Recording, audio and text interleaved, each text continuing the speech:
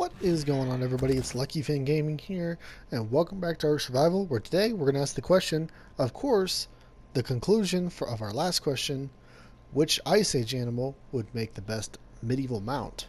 Without further ado, let's get into this.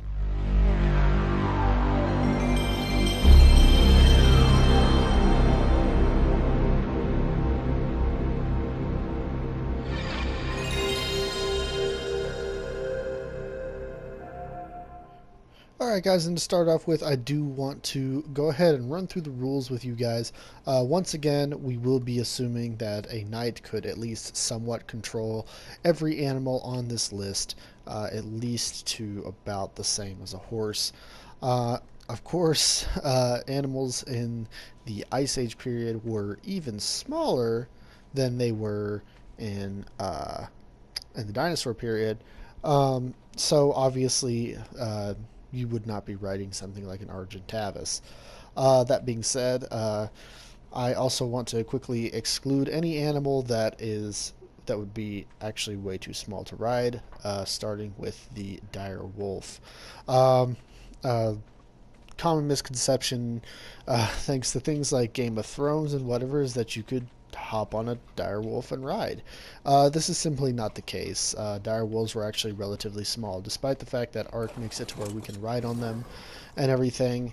This would simply not be the case. Dire wolves were actually, much to many people's surprise, were only just slightly larger than their gray wolf counterparts. The gray wolf, standing on its hind legs, can reach up to about 6 foot. The dire wolf, at their largest, would only probably reach 7.5 to 8 foot. So really, not a whole lot smaller. Definitely not large enough for a human to ride on. So that being excluded, obviously we'll be cutting out some of the other ones that we've discussed in the past, including animals like the Thylacoleo, which actually wasn't nearly as big as it's made out to be in this game. So that being said, let's get into the list. Right, guys, and to start off our list, you guys know how I feel about big, slow, and lumbering. Um, Despite the fact that they may be a powerhouse, and of course the Megatherium fits the list entirely. The giant Mega Sloth from the Ice Age period. Actually, I believe it came just before the Ice Age period. These things were an absolute beast in their time. Not even animals like the saber-toothed cat could compete with them. However, in a knight-styled situation, they would have all kinds of problems. Arrows, rocks, catapults, ballista turrets, and the honest fact is that though they were big and mighty, they were still, sloths. Sloths are notorious for being slow, and though it was an absolute powerhouse with these swings, if you got an enemy knight with their horse up next to you and you were to swipe, you could definitely knock them off their horse and probably even kill their horse with this beast. But unfortunately, ranged attacks would just be its absolute downfall. So yeah, that's honestly why the Megatherium is where it is. In nature, it was a beast. But unfortunately, it was one of the animals to fall to humanity. Um, and that is unfortunately one of the things we'll have to take into consideration. Almost every animal on this list was at some point probably went extinct because of humans. So Megatherium is unfortunately at the bottom of the list, as despite being one of my favorite animals, does sit at the bottom of the list. Alright guys, and next on the list we have none other than the Megalosaurus, or the giant reindeer. And of course you look at these things and it's hard to think anything other than, man, that's a cool animal. And you'd think that those antlers, and that sun right in the eyes. It'd be cool to think that these antlers would be amazing.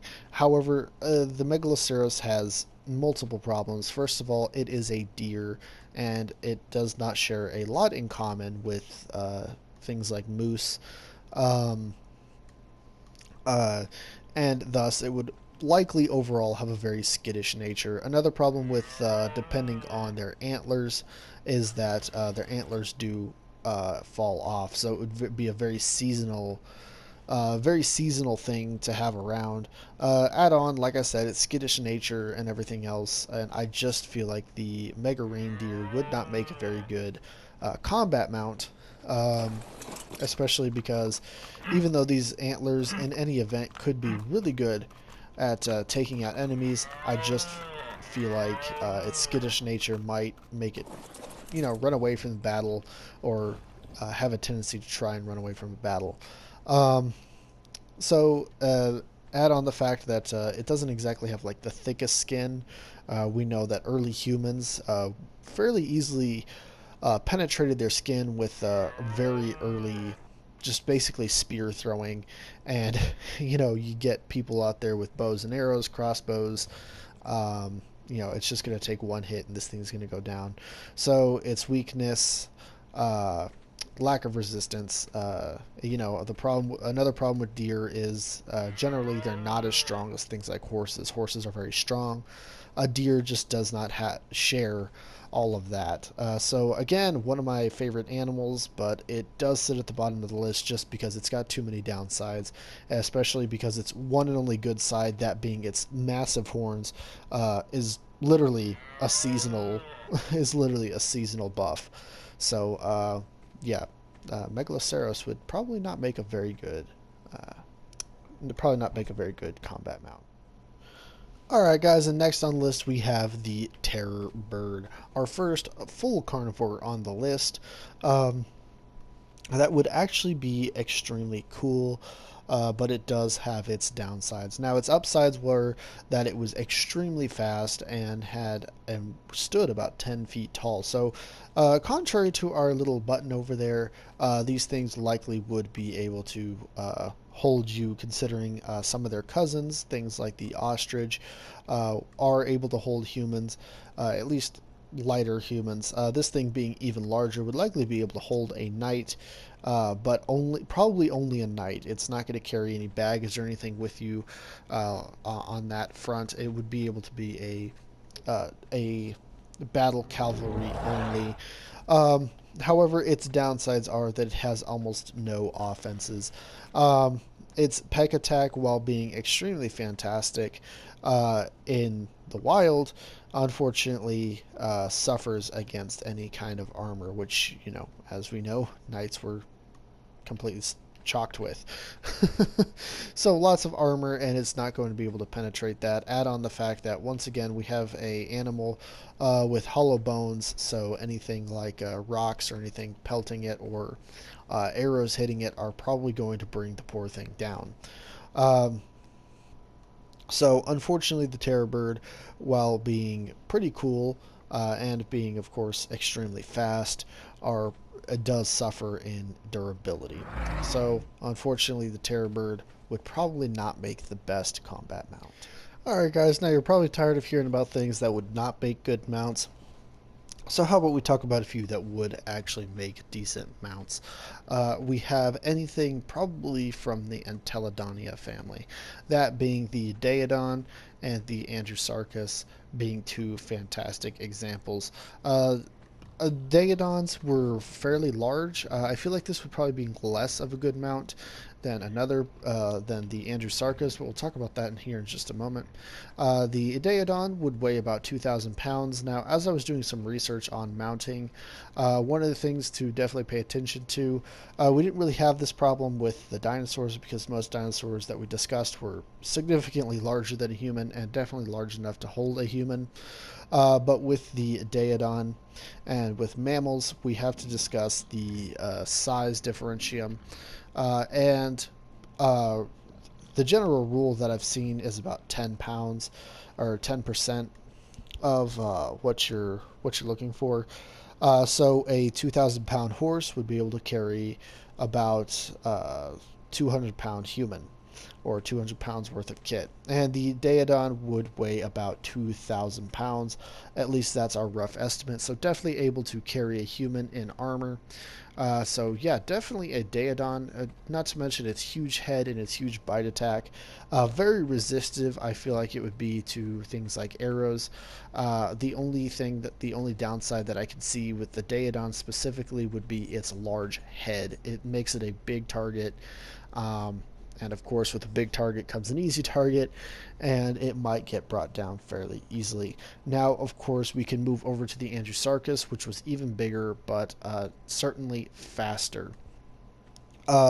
Its head was not as large, and it had a large hump on its back, giving a lot less targeting to its head and to its general body here. So I feel like the Andrewsarchus would be actually a fairly decent mount. Perhaps not so much the Daeodon. That's not to say I think the Daeodon would be a poor mount. I just feel like the Andrewsarchus would probably be better. They were both fast, both strong, and I feel like they would overall probably both be able to take multiple arrows, and in close quarters combat would both be fantastic because they both have extremely heavy crushing bites. So that being said, I think these would make pretty decent mounts. Alright guys, and next we have none other than the Woolly Rhino, which I feel like would be an absolutely fantastic mount if you could saddle one up and get it to go. Again, this is all just speculation as to whether or not you could saddle one up. We know that we cannot really saddle up and ride modern rhinos, but if you could do this with a Woolly Rhino, or Rhino period, it would be absolutely devastating. I mean, just look at this horn. This is a fairly realistic representation of what they look like. Their horns were absolutely massive. They had to contend with things like the Mammoth, which, of course, as we know, were just huge behemoths. So the Woolly Rhino would absolutely be a fantastic animal. Its charge attack would definitely be able to basically skirt right through enemy cavalry and enemy forces with that big horn and its its heavy charge attack. It would be absolutely fantastic. The only few problems that I can see with it is that for one, traps would be fairly easily set for this beast. Unfortunately, if the enemy had like a bunch of spikes, like a spike wall or a moat, the Woolly Rhino would not fare so well against that. Not to mention arrow fire. I feel like it would be fairly resistant to, but unfortunately you on top of the beast is actually fairly exposed. Just with the way it's set up and everything, you would be relatively exposed, although you would not have a problem with using weapons on the back of it. You could probably use, if you were good at cavalry archery, you could probably shoot a bow off of the back of the beast while the beast just rode forward and absolutely tore up the enemy. The only other problem that I can see with it is its eyesight. Although if you had decent control over it, this issue would be relatively nullified. So that all being said, I would think the Woolly Rhino would be an absolutely fantastic medieval mount. So let's move on. Alright guys, and next, I'm sure everybody knew this would be nearing the top of the list. In our second place spot, we have the mighty Mammoth. Now, these ones we do have actually a lot of idea of how they could be used, given the fact that the Persians used war elephants from Asia, but these things absolutely outsize Asian elephants, being a little larger than African elephants, but I feel like it'd be... it could go either way. Now, it could either be that mammoths would have the same weaknesses as the elephants, or it might not have the same weaknesses as the elephants. Unfortunately, we never got to see exactly how they worked, but one of the weaknesses to an elephant is the squealing of a pig and very high-pitched sounds. It hurt their ears and it made them want to run away. So presuming that tactic could not be used, it would make these things absolutely nearly unstoppable on a battlefield. Their hide was very thick and it would be exceptionally resistant to arrows. It would force the enemy to use something like ballista in order to hit it. But unlike dinosaurs, it's relatively small enough to be fairly hard to target by those. Not to mention its intelligence is just absolutely fantastic. It would have an absolutely terrifying trumpet blast, which would undoubtedly scare away enemy cavalry. And those tusks would absolutely just take care of just everything. Its size means you could probably get it to even pick up logs and direct it to throw them at the enemy. Now I don't know, I don't know to what effect you could use this, but it would be, if you could get it to do that would be really spooky. Now, of course, these head throws and just using its tusks in general, just throwing its head would just absolutely take out entire mounds of enemies. I really can't overstate how fantastic of an animal this would be. Not to mention, this thing could definitely hold probably 2 or 3 enemies. And they're strong. It's extremely strong. Unlike some of the other animals we've discussed on this list, we have a general idea as to how strong a mammoth would be, and it would be absolutely strong enough to carry multiple people. You could probably also armor it up, with probably like a head plate or something, just to prevent it from getting hit too hard with arrow fire. Probably cover its eyes. Or do the best you can to cover its eyes so that way arrows don't just hit it right in the eye. But again, I really can't overstate just how fantastic a mammoth would be in combat. But there's only one beast that I think would be better than a mammoth, and so let's move on. Is definitely the dire bear. Now, the dire bear, there is no real specific genus to the dire bear, so I'm just throwing a wide umbrella here and saying that any bear from the Ice Age period, specifically probably the short-faced or cave bear, or one of the newer bears we found, Arcticolotherium, or Arcticlotherium, I think is what it's called, bears would be absolutely fantastic. And let me paint this picture for you. How would you like to have a carnivore really as an omnivore with the power of a bear, but the size of an Asian elephant? Well, then you have a bear. You have the dire bear. These things were literally huge. It's amazing to me that Wildcard has regularly underestimated these things. These things would be absolutely huge, absolutely fantastic in battle. There is evidence that, the Megatherium that we talked about at the very beginning of the video, these things probably hunted and killed those things. And we know how fantastic and large those things were. So the dire bear would be absolutely fantastic. We know today dire bears are very, very hard to bring down. I mean, there are modern firearms that can't even drop bears, some of the larger bears. Of course, not even a crossbow is going to really penetrate that hide and kill the mighty dire bear. And of all the ones on this list, of all the animals we've talked about on this list, which I know isn't as many as we talked about with the dinosaurs, but of all the animals on this list, this would be the one and only animal which humans are not responsible for the extinction of. In fact, it's believed that they just kind of evolved out as humans killed larger prey. These things began to evolve into smaller animals, which we now call the brown bear genus, mostly involving grizzlies and all that other stuff. But assuming they survived into the medieval period, these things would just be monsters on the battlefield. If you could tame one, it would be absolutely monstrous. The only problem I could see with it is very similar to the woolly rhino. You're very exposed up here, but if you had, say, a kite shield or something, you could pretty much nullify that problem.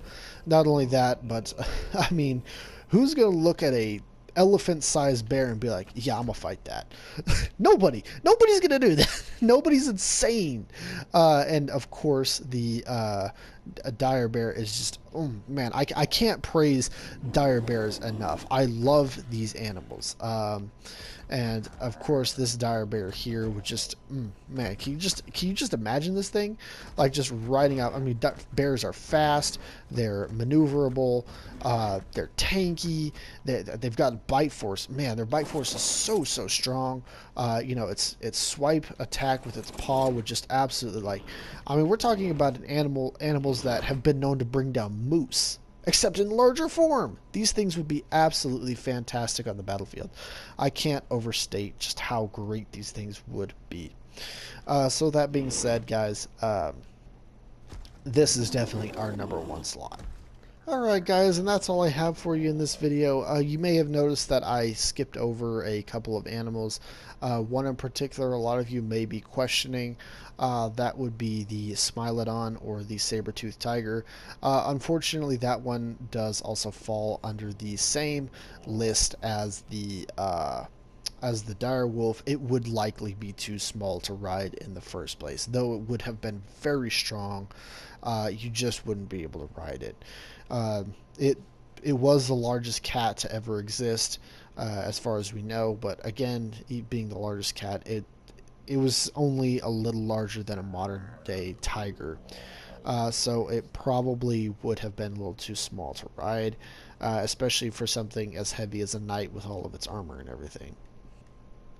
But again, guys, that's really all I have for you today. I hope you enjoyed this list, and if there's an animal that I missed that you'd like to see, please let me know down in the comments and tell me, which one do you think you would like to ride in the medieval period? Which one do you think would be the best, or do you think I got the list just right? So, all that being said, guys, I hope you enjoyed, and if you did, consider hitting the subscribe button, and possibly, if you're really interested, the notification bell, and let you know anytime I upload. I'm trying to upload more now that my schedule is slowed down a little bit. All that being said, guys, I hope you enjoyed, and I will see you all in another time and dimension, whenever or wherever that may be. Till then, peace out.